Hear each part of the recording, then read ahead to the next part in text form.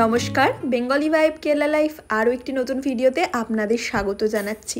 আপনাদের মধ্যে অনেকেই অনেকবার আমার কাছে আপ্পাম বা আপ্পামের ব্যাটার রেসিপি জানতে চেয়েছিলেন, তাই আজ শেয়ার করছি। আপ্পাম বানানোর জন্য প্রথমেই আমি 4 কাপ চাল নিয়ে নিয়েছি, আতপ চাল নিয়েছি।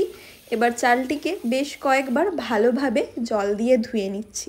চালটি ভালোভাবে ধোয়া হয়ে গেলে ওই 3-4 ঘন্টার মতো চালটি জল দিয়ে আরও কিছুক্ষণ ভিজতে দিতে হবে। এই দেখুন 4 ঘন্টার মতো আমি ভিজিয়ে রেখেছিলাম। এবার আপ্পাম বানানোর জন্য কি কি লাগবে বলি। এই যে 1 কাপ নারকেল কোড়া, 1 কাপ সেদ্ধ ভাত, 1 চামচ চিনি আর হাফ চামচেরও কম ইস্ট। এর বাইরে আপ্পাম বানানোর জন্য আর কোনো উপকরণই লাগে না। তবে হ্যাঁ, অনেক সময় ফ্লেভারের জন্য অনেকে এর মধ্যে জিরেও দিয়ে থাকেন। এবার আমি যে সমস্ত উপকরণ আপনাদের দেখালাম, এই সমস্ত কিছু যেমন সেদ্ধ ভাত, নারকেল, ইস্ট বা চিনি সমস্ত কিছু ওই চালের সাথে অল্প করে জল দিয়ে দিয়ে মিক্সিতে ব্লেন্ড করে নিতে হবে।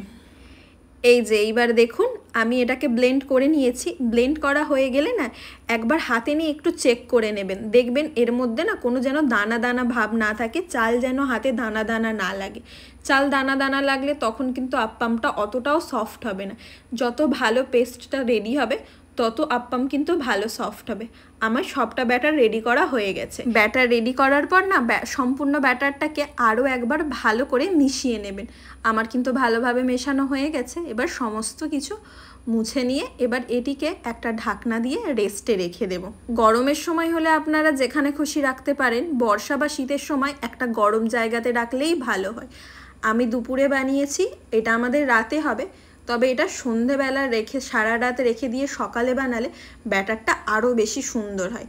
এই যে এবার আমি এটার মধ্যে লবণ মিশিয়ে নিচ্ছি, আপ্পাম বানানোর জন্য রেডি করছি কিনা। আমার না মিশ্রণটা দেখুন বেশ ঘন হয়েছে। এর মধ্যে এবার আমাকে একটু জল মিশিয়ে নিতে হবে। আপ্পামের ব্যাটার খুব ঘন হলে হয় না, এটা একটু পাতলা করতে হয়।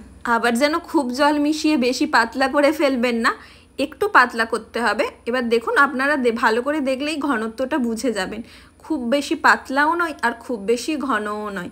বেশি পাতলা হলেও তো আবার হবে না, তাই না?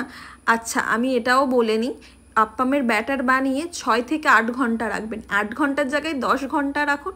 ঠান্ডার দিন হলে আরও বেশিক্ষণ রেখে দিন, কিন্তু এর কম রাখলে কিন্তু আপ্পামটা খুব একটা ভালো হবে না। আপ্পাম বানানোর জন্য এইরকম একটা ছোট্ট ঢাকনাওয়ালা কড়াইয়ের ব্যবহার করা হয়। এই যে ব্যাটারটা দিলাম, দিয়ে এবার কড়াইটাকে ভালো করে ঘুরিয়ে নিলাম। এবার ঘোরানো হয়ে গেছে তো, এবার ঢাকনা দিয়ে কিছুক্ষণ রেখে দেব। এই যে দেখুন ঢাকনা দিয়ে রেখে দেওয়ার তোলার পর এই যে আপ্পাম রেডি হয়ে গেছে। বিশেষ করে আপ্পামের ধারের দিকটা হয় একদম গোল্ডেন পাতলা ক্রিস্পি, আর মাঝখানে হয় সফট। এই যে দেখুন আমার আপ্পাম কিন্তু রেডি হয়ে গেছে। তার পরেরটা তুলে দেখাই। এই যে দেখুন একদম সুন্দর আপ্পাম হয়েছে আজকে আমাদের।